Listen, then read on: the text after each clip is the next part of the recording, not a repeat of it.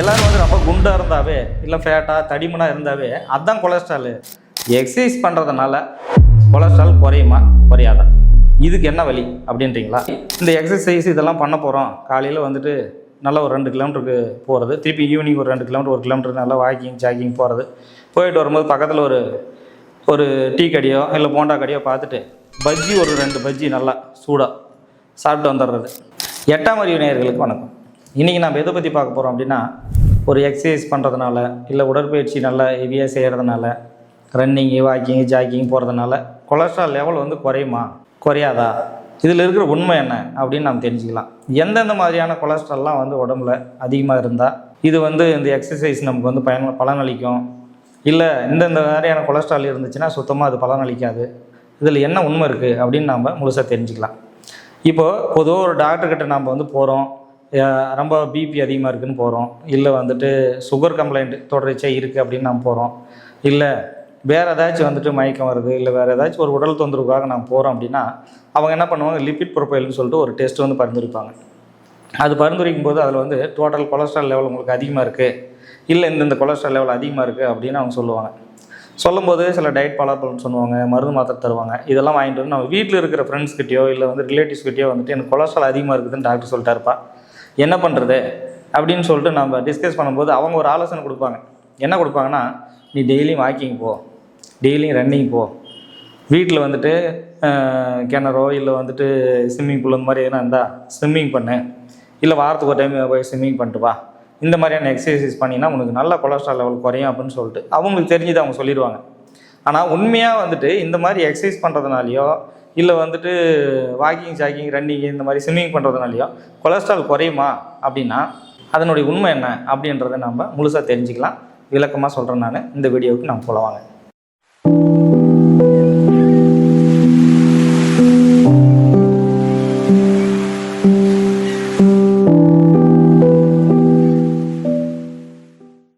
முதல்ல வந்து கொலஸ்ட்ரால்னால் என்ன, கொழுப்புனா என்ன அப்படின்னு தெரிஞ்சுக்கணும். எல்லோரும் என்ன நினைக்கிறாங்க, கொலஸ்ட்ரால் கொழுப்பு ரெண்டு ஒன்று தான் அப்படின்னு நினச்சிக்கிறாங்க. கண்டிப்பாக அது உண்மை இல்லை. கொலஸ்ட்ரால்ன்றது வேறு, கொழுப்புன்றது வேறு. எல்லோரும் வந்து ரொம்ப குண்டாக இருந்தாவே இல்லை ஃபேட்டாக தடிமனாக இருந்தாவே அதுதான் கொலஸ்ட்ரால் அப்படின்னு நினச்சிக்கிறாங்க. கண்டிப்பாக அது கிடையாது. உடல் பருமன்ன்றது என்ன, குண்டாக இருக்கிறது என்ன, தொப்பை போடுறது என்ன அப்படின்னா, தோலுக்கு அடியில் தொப்பைக்கு அடியில் அடிப்போஸ் டிஷ்யூவில் வந்துட்டு கிலோ கணக்கில் கொழுப்பு வந்து படிஞ்சிருக்கும். அதுதான் உடல் பருமன். இதை வந்துட்டு சயின்டிஃபிக்காக நம்ம சொல்லணும்னா ட்ரைகிளிசரைட் இல்லை ஃபேட்டி ஆசிட் இது வந்து அங்கே ஸ்டோர் ஆகிருக்குது அப்படின்னு தான் இதான் சொல்லுவாங்க. இதனுடைய அளவு, அதாவது வந்து இவங்களுக்கு பிளட் வந்து ரத்தத்தில் கொலஸ்ட்ரால் செக் பண்ணி பார்த்தோம்னா இவங்களுக்கு கண்டிப்பாக இந்த உடல் பருமனாக இருக்கும். உங்களுக்கு ட்ரைகிளிசரைட் அதிகமாக இருக்கும், அதாவது ட்ரைகிளிசரைட் என்ற ஃபேட்டி ஆசிட் வந்து அதிகமாக இருக்கும். எல்லோரும் என்ன நினச்சிக்கிறாங்க, குண்டாக இருந்தாவே அவங்களுக்கு கொலஸ்ட்ரால் அதிகமாக இருக்கும் அப்படின்னு நினச்சிக்கிறாங்க. அது உண்மை கிடையாது. இது வந்து கொழுப்பு வேறு, கொலஸ்ட்ரால் வேறு. சரி, கொழுப்புன்றது இதுன்னு சொல்லியாச்சு. அடிப்போஸ் டிஷ்யூவில் தோலுக்கு அடியில் உறுப்புகளுக்கு இடையில் கிலோ கணக்கில் கொழுப்பு படிஞ்சிருக்கிறது கொழுப்புன்னு நம்ம சொல்லிட்டோம். ஆனால் கொலஸ்ட்ரால்ன்றது என்ன அப்படின்னா, நம்ம உடலுக்கு ஒரு நாளைக்கு வந்து சில மில்லிகிராம், அதாவது வந்து ஒரு 2000 mg இல்லை 2 கிராம் அளவுக்கு தேவைப்படக்கூடிய பொருள் தான் கொலஸ்ட்ரால். இதை சயின்டிஃபிக் என்னன்னு சொல்லுவாங்கன்னா VLDL, HDL, LDL அப்படின்னு சொல்லுவாங்க. இதையும் வந்துட்டு முழுசாக நம்ம கொழுப்பு தான் கொலஸ்ட்ரால் தான் அப்படின்னு சொல்லுவோம்னா அப்படியும் சொல்ல முடியாது. இது வந்து நம்ம கல்லீரலில், அதாவது லிவரில் வந்துட்டு உற்பத்தி ஆகிற லிப்போ புரோட்டீனை வந்துட்டு செல் மெம்பரைனுக்கு, பாடியில் இருக்கிற எல்லா செல்லோட மெம்பரைனுக்கு வந்து கடத்தக்கூடிய எடுத்துன்னு போகிற ஒரு வண்டி மாதிரி, ஒரு டிரான்ஸ்போர்ட் மாதிரியான ஒரு பொருள், அதுதான் வந்து LDL. அப்புறம் அந்த செல் மெம்பரைனில் வந்துட்டு இந்த மாதிரி நான் கொண்டு போய் சேர்த்துறாங்க இல்லையா, அந்த லிப்போ புரோட்டீன் வந்து அதிக அளவில் இருந்துச்சுன்னா, எக்ஸஸாக இருந்துச்சுன்னா அது திருப்பி ரிட்டன் வந்துட்டு திருப்பி லிவருக்கே கொண்டு வரும். இது வந்து HDL அப்படின்னு சொல்லுவாங்க. பொதுவாக எல்லாருக்குமே வந்துட்டு டோட்டல் கொலஸ்ட்ரால் அதிகமாக இருக்குது அப்படின்னு சொன்னாவே ஒரு விதமான பயம் வந்துடும். அப்படி இல்லை. அதாவது வந்து நமக்கு வந்து கொலஸ்ட்ரால் வந்துட்டு ட்ரைகிளிசரைடு வந்து அளவு வந்து அதிகமானாவே VLDLோட அளவும் அதிகமாகும். இது ரெண்டும் அதிகமானால் டோட்டல் கொலஸ்ட்ரால் லெவலும் அதிகமாகும். அதை வச்சு நம்ம பயப்படக்கூடாது. இப்போ ட்ரைகிளிசரைடு அப்படின்றது வந்து ஒரு 250 இருக்குது, ஒரு 300 இருக்குது, இல்லை 350 இருக்குது அப்படின்னு சொன்னோம்னா அவங்களுக்கு வந்து ஏன் அது அந்தளவுக்கு அதிகமாகுது அப்படின்னா, கண்டிப்பாக உடல் பருமனாக இருப்பாங்க. அப்புறம் லாங் டேர்ம் சர்க்கரை வியாதி வந்து அவங்களுக்கு கண்டிப்பாக இருக்கும். இன்சுலின் எதிர்ப்பு தன்மை வந்து அதிகமாக இருக்கும். இதெல்லாம் இருக்கிறவங்களுக்கு வந்துட்டு ஆட்டோமேட்டிக்காகவே ட்ரைகிளிசரைடோட அளவு வந்துட்டு கண்டிப்பாக அதிகமாகும். அது அதிகமானாவே VLDLோட அளவு அந்த கொலஸ்ட்ரால் அளவும் அதிகமாகும். இது ரெண்டும் அதிகமாச்சுன்னா டோட்டல் கொலஸ்ட்ரால் அளவு அதிகமாகிடும். இது நம்ம கொழுப்புனா என்ன, கொலஸ்ட்ரால்னா என்ன அப்படின்றதுக்கு ஒரு விளக்கம். இது போதும். நம்ம என்ன சொல்கிறோன்னா, இப்போ நம்ம மெயின் மேட்டர் வருவோம். எக்ஸசைஸ் பண்ணுறதுனால கொலஸ்ட்ரால் குறையுமா குறையாதா, இதுக்கு என்ன வழி அப்படின்றீங்களா? நம்ம வந்து LDL வகை கொலஸ்ட்ராலை ஒரு பிரிவாக பிரிச்சுக்கலாம். ட்ரைகிளிசரைடு அதிகமாக இருக்குது அப்படின்றவங்கள ஒரு வகையாக பிரிச்சுக்கலாம். இந்த LDL வகை கொலஸ்ட்ரால் வந்து அதிகமாக இருக்கிறவங்களுக்கு வந்து ஒரு 180, 190 இல்லை 200 இருக்குது அப்படின்னு வச்சுக்காங்களேன். இவங்களுக்கு வந்து இதய சம்மந்தமான பாதிப்பு வர்றதுக்கு ரொம்ப அதிகமான வாய்ப்பு இருக்குது. இவங்க வந்து எந்த விதமான எக்ஸசைஸ் பண்ணாலும் சரி, கரெக்டாக உங்களுக்கு வந்து கொழுப்பு வந்து ஒரே ஒரு பாயிண்ட் கூட குறையாது. அப்படி ஒரு வேளை மேக்ஸிமம் வந்துட்டு நீங்கள் வருஷ கணக்குலேயோ மாத கணக்குலேயோ வந்து எக்ஸசைஸ் போகிறீங்க, வாக்கிங் போகிறீங்க, ஸ்விம்மிங் பண்ணுறீங்க, ரன்னிங் போகிறீங்க அப்படின்னா ஒரு 5 பாயிண்ட் இல்லைனா ஒரு 6 பாயிண்ட் குறையும், அவ்வளோதான் குறையும்.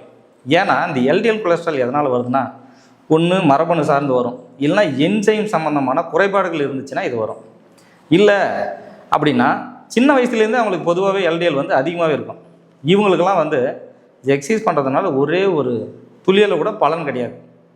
இல்லை நம்ம ஆயில் ஃபுட்டெல்லாம் அவாய்ட் பண்ணிடலாம், எண்ணெய் பலகாரங்களை சாப்பிடாம விட்டுடலாம், அப்படி விட்டோம்னா கண்டிப்பாக நம்ம குறைஞ்சிரும், இது கூட எக்ஸசைஸ் பண்ணலாம் அப்படின்னா அப்படியும் குறையாது. இவங்க கண்டிப்பாக டாக்டர் வந்து ஆலோசனை பண்ணி மருத்துவரோட ஆலோசனையோட கட்டாயம் மருந்து மாத்திரை எடுத்துட்டால் மட்டும்தான் இந்த LDL கொலஸ்ட்ரால் அளவு குறையும். எக்ஸசைஸ்னால் சுத்தமாக பயனளிக்காது. நீங்கள் வந்து டாக்டர் கன்சல்ட் பண்ணும்போது உங்களுக்கு வந்து லிபிட் ப்ரொஃபைல் டெஸ்ட் எடுக்கும்போது LDL லெவல் வந்துட்டு அதிகமாக இருக்குது, 190, 200 அந்த மாதிரி அதிக அளவில் இருக்குது அப்படின்னீங்கன்னா மருத்துவர் ஆலோசனையோட மருந்து மாத்திரை கட்டாயம் எடுத்துக்காங்க. அது கூட தீவிரமான டயட் ஃபாலோ பண்ணணும். அப்படி ஃபாலோ பண்ணிங்கன்னா மட்டும்தான் இந்த விதமான கொலஸ்ட்ரால் இருக்கிறவங்களுக்கு கொலஸ்ட்ராலோட அளவு குறையுமே வெளியே எக்ஸசைஸ் பண்ணுறதுனாலையோ ஆயில் ஃபுட் அவாய்ட் பண்ணிடலாம் அப்படின்றதுனாலையோ ஸ்விம்மிங் பண்ணுறது வாக்கிங் பண்ணுறதுனாலையோ குறையினா கண்டிப்பாக ஒரு அளவு கூட குறையாது. இவங்க வந்து எக்ஸசைஸ் ஃபாலோ பண்ணுறதுனால எந்த விதமான பிரயோஜனமும் கிடையாது. ஆனால் இந்த ட்ரைகிளிசரைடுன்னு ஒரு வகை சொன்னோம் பார்த்தீங்களா, இந்த உடல் பருமன் அதிகமாக இருக்கிறவங்க, அப்புறம் வந்து சர்க்கரை வியாதி உள்ளவங்க, அப்புறம் இந்த இன்சுலின் எதிர்ப்பு தன்மை வந்து அதிகமாக இருக்கிறவங்கனால வந்து இந்த ட்ரைகிளிசரைடு லெவல் அதிகமாகுது அப்படின்னா இந்த லிபிட் ப்ரொஃபைலில் உங்களுக்கு வந்து ட்ரைகிளிசரைடு லெவலு VLDL அளவு இது வந்து அதிகமாக இருக்குது அப்படின்னு சொன்னீங்கன்னா அவங்களுக்கு வந்து LDL அளவு வந்து கம்மியாக தான் இருக்குது, ஆனால் எங்களுக்கு ட்ரைகிளிசரைடு தான் அதிகமாக இருக்குது அப்படின்னு சொல்கிறவங்களுக்கு வேணுன்னா நல்ல டயட் உணவு முறையோட எக்ஸசைஸ் பண்ணும்போது நல்லா உங்களுக்கு குறையும்.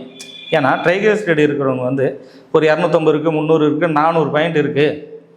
இது வந்து கொலஸ்ட்ரால் லெவல் அதிகமாக இருக்குது, டோட்டல் கொலஸ்ட்ரால் லெவலும் அதிகமாக இருக்குது. ஆனால் எங்களுக்கு வந்து LDL லெவல் வந்து நார்மலாக தான் இருக்குது அப்படின்னு சொல்கிறவங்க வந்து எக்ஸசைஸ் பண்ணும்போது இப்போ நீங்கள் பொதுவாக காலையில் வந்து வாக்கிங் போகிறது, ரன்னிங் போகிறது, அப்புறமா வந்துட்டு ஸ்விம்மிங் பண்ணுறது, இந்த மாதிரியான எக்ஸசைஸ் பண்ணிவிட்டு அது கூட டயட் பிளான் என்ன மாதிரியான ஒரு டயட் பிளான் அப்படின்னா, மாவுச்சத்து உள்ள உணவு வந்து சுத்தமாக தவிர்க்கணும்.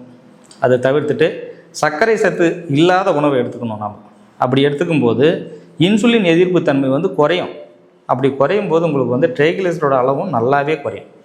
நீங்கள் வேணால் இதை கரெக்டாக நீங்கள் உங்களுடைய லிபிட் ப்ரொஃபைல் டெஸ்ட்டில் ட்ரைகிளிசரைடு அதிகமாக இருக்குது ஆனால் LDL வந்து நார்மலாக தான் இருக்குது அப்படின்றவங்க இந்த உணவு முறை, அதாவது மாவுச்சத்து உள்ள உணவை தவிர்த்துட்டு சர்க்கரை பொருள் தவிர்த்துட்டு பேக்கரி உணவு இந்த மாதிரி இனிப்பு வகைகளை சுத்தமாக தவிர்த்துட்டு மற்ற டயட்டு நல்லா நார்ச்சத்து உள்ள உணவு, காய்கறி இந்த மாதிரியான பொருளை எடுத்துகிட்டு நீங்கள் ரெகுலராக ரன்னிங்கு, வாக்கிங்கு, ஜாக்கிங் இந்த மாதிரியான எக்ஸசைஸ் நீங்கள் பண்ணிட்டு வரும்போது ட்ரைகிளிசரைடோட அளவு வந்துட்டு நல்லாவே உங்களுக்கு தரமாக குறையும்.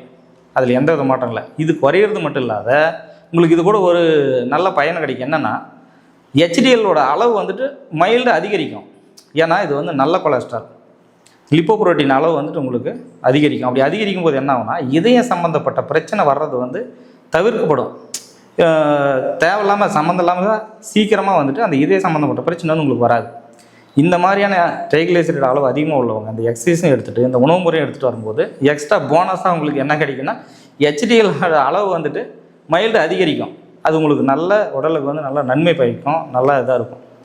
அப்புறம் கண்டிப்பாக வந்துட்டு இந்த கொலஸ்ட்ரால் லெவல் அதிகம் இருக்கிறவங்க புகைப்பிடித்தல், அதாவது ஸ்மோக்கிங் ஹேபிட் இருந்துச்சுன்னா கண்டிப்பாக அவாய்ட் பண்ணிடணும். ட்ரிங்கிங், அதாவது வந்து குடிப்பழக்கம் இருந்துச்சுன்னா அவங்களும் கண்டிப்பாக அதை அவாய்ட் பண்ணணும். இதெல்லாம் அவாய்ட் பண்ணிவிட்டு இந்த டயட் பிளான் எடுத்துகிட்டு இந்த எக்ஸசைஸ் பண்ணும்போது ட்ரைகிளிசரைடோட அளவு, அதாவது இந்த கொலஸ்ட்ரால் லெவல் அதிகமாக இருக்கிறவங்களுக்கு மட்டும்தான் இந்த எக்ஸசைஸ் பலன் அளிக்கும். நம்ம என்ன சொல்ல வரோன்னா ட்ரைகிளிசரைடு அளவு அதிகமாக இருக்கிறவங்களுக்கு, எல்டிஎல் நார்மலாக இருக்கிறவங்களுக்கு, நார்மலாக இருந்து ட்ரைகிளிசரைடு அதிகமாக இருக்கிறவங்களுக்கு மட்டும்தான் எந்த எக்ஸசைஸும் உணவு பழக்கமும் குறையிறதுக்கு நல்ல வழிவகை பண்ணுமே தவிர, எல்டிஎல் கொலஸ்ட்ரால் லெவல் குறையிறதுக்கு இந்த எக்ஸசைஸ் பலனளிக்காது. அதனால் உங்களுக்கு கொலஸ்ட்ரால் லெவல் பிரச்சனையாக இருக்குது, டோட்டல் கொலஸ்ட்ரால் அதிகமாக இருக்குது அப்படின்னு டாக்டர் சொன்னாங்கன்னா நல்ல ஒரு மருத்துவ ஆலோசனை பண்ணி லிப்பிட் ப்ரொஃபைல் டெஸ்ட் எடுத்துகிட்டு அந்த லிப்பிட் ப்ரொஃபைலில் எல்டிஎல் அளவு என்ன இருக்குது, ட்ரைகிளிசரைடோட அளவு என்ன இருக்குது அப்படின்னு பார்த்துட்டு, எல்டிஎல் நார்மலாக இருக்குது, ட்ரைகிளிசரைடு மட்டும்தான் அதிகமாக இருக்குது, நாங்கள் ஃபேட்டாக இருக்கோம், குண்டாக இருக்கோம், சுகர் கம்ப்ளைண்ட்லாம் இருக்குது அப்படின்றவங்க இந்த டயட்டை கரெக்டாக ஃபாலோ பண்ணிவிட்டு எக்ஸசைஸ், அதாவது வந்து ரன்னிங்கு, வாக்கிங்கு, ஜாக்கிங்கு, ஸ்விம்மிங்கு இந்த மாதிரியான எக்ஸசைஸ் ரெகுலராக பண்ணும்போது நல்ல ஒரு மாற்றம் ரொம்ப சீக்கிரமாக உங்களுக்கு கிடைக்கும். அதே மாதிரி இந்த எக்ஸசைஸ் இதெல்லாம் பண்ண போகிறோம், காலையில் வந்துட்டு நல்லா ஒரு 2 கிலோமீட்டருக்கு போகிறது, திருப்பி ஈவினிங் ஒரு 2 கிலோமீட்டர் 1 கிலோமீட்டர் நல்லா வாக்கிங் ஜாக்கிங் போகிறது, போயிட்டு வரும்போது பக்கத்தில் ஒரு டீ கடையோ இல்லை போண்டா கடையோ பார்த்துட்டு பஜ்ஜி ஒரு 2 பஜ்ஜி நல்லா சூடாக சாப்பிட்டு வந்துடுறது. அப்புறமா காலையில் வந்துட்டு போய்ட்டு நல்லா ஒரு 200 ml நல்லா கொழுப்பு சத்து உள்ள பாலில் வந்துட்டு நல்லா டீயோ காப்பியோ இல்லை பாதாமோ போட்டு நல்லா திருப்தியாக சாப்பிட்டு வந்துடுறது. அந்த மாதிரி பண்ணோம்னா நீங்கள் எக்ஸசைஸ் பண்ணுறதும் பிரயோஜனம் இல்லை, எந்த ஒரு கொலஸ்ட்ரால் லெவலும் கண்டிப்பாக குறையாது. அதனால் வந்துட்டு ஈவினிங் நம்ம ரன்னிங் போகிறோம், வாக்கிங் போகிறோன்னே பஜ்ஜி, போண்டா, வடை இந்த மாதிரியான பொருள்லாம் வந்துட்டு எக்ஸசைஸ் பண்ணுறதோடு சேர்த்து சாப்பிட்டுட்டு வந்தீங்கன்னு வச்சுக்கோங்களேன், சுத்தமாக குறையாது. இதெல்லாம் அவாய்ட் பண்ணிவிட்டு இந்த மாதிரி அளவு உள்ளவங்க கரெக்டாக எக்ஸசைஸ் ஃபாலோ பண்ணிவிட்டு இந்த டயட் பிளான் ஃபாலோ பண்ணிங்கன்னா கண்டிப்பாக கொலஸ்ட்ரால் குறையும். இன்றைக்கி நான் சொன்ன தகவல் வந்து உங்களுக்கு ரொம்ப பயனுள்ளதாக இருக்கும்னு நினைக்கிறேன். இது மாதிரி வேறு ஒரு நல்ல பதிவோடு உங்களை சந்திக்கிறேன். உங்களிடமிருந்து விடைபெறுவது டாக்டர் வடிவேல். நன்றி.